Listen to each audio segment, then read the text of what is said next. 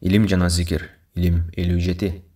Абу Салама бин Абдуррахман бин Ауф рахматуллахи алейхи айтат. Марва тоосунда Абдулла бин Умар менен Абдулла бин Амр жолугуп калып, бир нече убакыт сүйлөшүп турушту. Анан Абдулла бин Амр басып кетти. Абдулла бин Умар ордунан жылбай, жашын төгүп ыйлап туруп калды. О Абдуррахмандын атасы, эмнеге ыйлап жатасың? Деп бирөө сурап калды. Абдулла бин Амр пайгамбар саллаллаху алейхи вассаламдан кимдин жүрөгүндө сары кычынын данындай текеберчилик бар болсо, Алла Таала аны беттен сүйрөп тозуга ыргытат, таштайт дегенин уккан экен. Ошону мага айтып берди. Абу Салама бин Абдуррахман бин Ауф рахматуллахи алейхи айтат. Марва тоосунда Абдулла бин Умар менен Абдулла бин Амр жолугуп калып, бир нече убакыт сүйлөшүп турушту. Анан Абдулла бин Амр басып кетти. Абдулла бин Умар ордунан жылбай, жашын төгүп ыйлап туруп калды. О Абдуррахмандын атасы, эмнеге ыйлап жатасың? Деп бирөө сурап калды.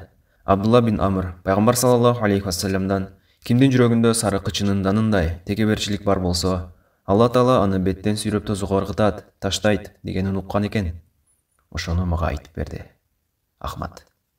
Биздин сүйүктүү угармандар, ушуну менен илим жана зикир бөлүмүндөгү илим хадистери аягына чыкты.